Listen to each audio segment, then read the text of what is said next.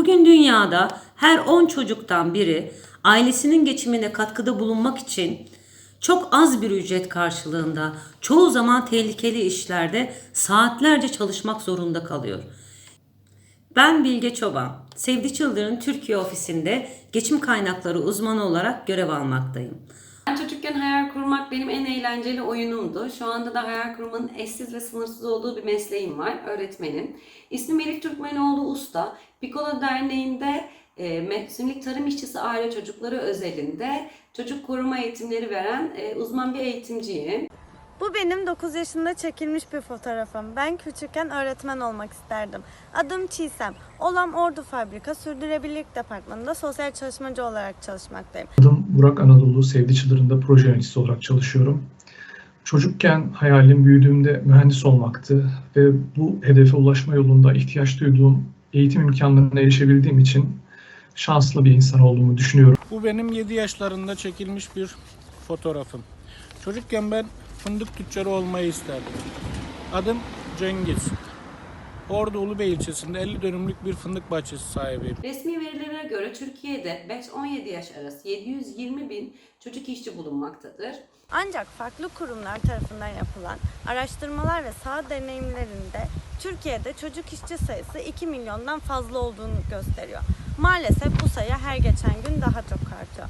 Bunların %30'unun mevsimsel tarım sektöründe çalıştığı bilinmektedir. Çocuk işçiliğinin en kötü biçimlerinden biri mevsimlik tarım işçiliği.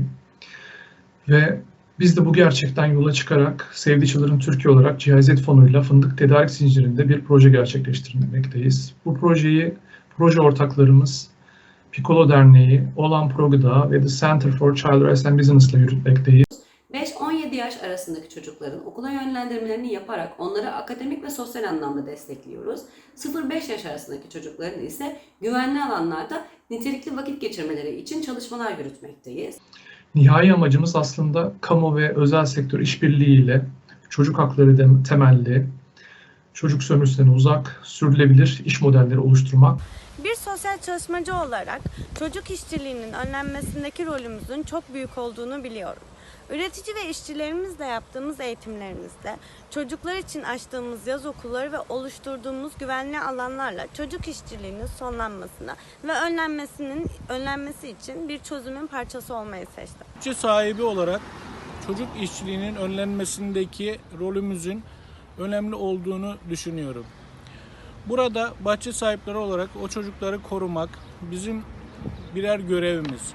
Bu nedenle çocuk işçiliğinin sonlanması ve önlenmesi için çözümün bir parçası olmayı kendi adıma seçtim. 2021 Çocuk İşçiliği Sona Erdirilmesi Uluslararası Yılı. Çocuk işçiliği çocukların fiziksel, ruhsal, sosyal ve psikolojik gelişimlerini olumsuz yönde etkiler. Nesilden nesile aktarılan yoksulluk çemberini büyütür. Bizler Save the Children olarak her çocuğun parlak bir geleceği hayal edebilmesi gerektiğine inanıyoruz. Bu sebeple hem Türkiye'de hem de dünyada 120'yi aşkın ülkede çocuk işçiliğinin sonlanmasına dair çalışmalar yürütüyor. Her çocuğun hayal ettiği geleceğe kavuşabileceği bir dünya hayal ediyoruz ve bu yönde çalışıyoruz. Piccolo Derneği olarak dünyadaki tüm çocukların eğitimdeki fırsat eşitliğinden yararlanmasını savunuyoruz. Her çocuğun parlak bir geleceği hayal edebilmesi gerektiğine inanıyorum. Ve eylemlerinizle bu mücadeleye katılmanızı içtenlikle diliyoruz. Çocuklarımız bahçeye değil okula gitsinler.